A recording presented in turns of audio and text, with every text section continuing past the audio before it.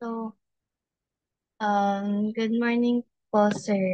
In this video, I'll walk through the code for programming exercise number 6, which is Fourier series. So, first po, yung code na nagsiset up sa figure 4, n equals 10 means that we're starting with 10 harmonics. Next naman po is itong x equals 0, 100 slash 100.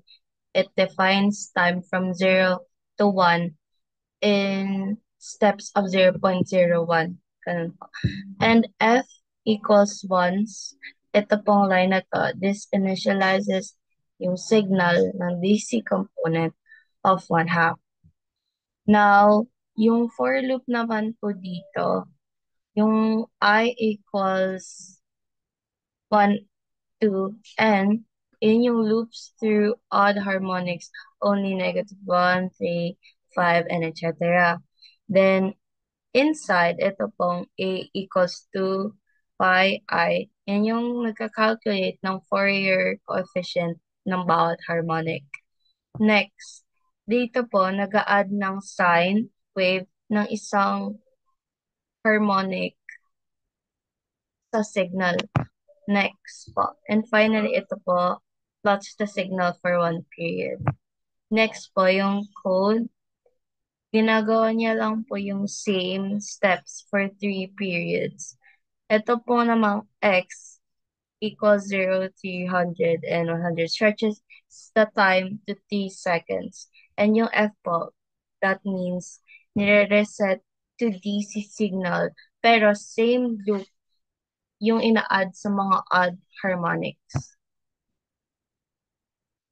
Um, and yung next booster, after the loop, pinaplot ulit po yung signal. Kaya sa figure 1, ginawa natin n equals 30, 50, 100. Ibig sabihin, tatlong sets ng harmonics ang titingnan natin. Next, square wave. Ang target natin dito, over 3 periods. So, x equals 0, 600, 100. Kasi yung period ay t equals 2 seconds. Then, for each value ng n, nag-reset tayo ng f as DC component. Then, gumagamit tayo ng subplot para mag-ayos ng multiple plots sa isang figure. For I naman, I equals 1, 2, and nag-a-add tayo ng odd harmonics ulit. Then, yung A, 2 pi I, yung coefficient, and this one, yan yung actual harmonic signal. And ito po, ina-add natin lahat ng harmonics para mabuo yung square wave. Pinapakita natin separately yung bawat harmonic at yung cumulative sum niya. Next, yung sawtooth wave naman sa figure 2, parehong idea yung n equals 30, 50, 100 sa mga nabanggit ko po kanina. Pero dito sa loob ng for loop, for I equals 1 and all harmonics kasali na, hindi lang add na.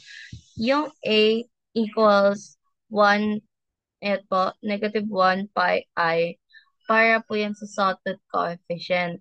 Then yung B, para sa sinusoidal harmonics. Then, i-add natin yung harmonics sa F para i-plot individually at cumulative. Next, yung figure 3 na triangular wave. Mamaya ko na po i-run, sir, sabay-sabay.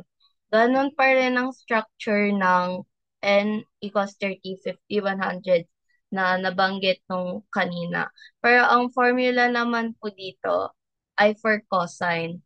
So, A equals -4 pi times I raised to 2 kasi triangular wave ang target.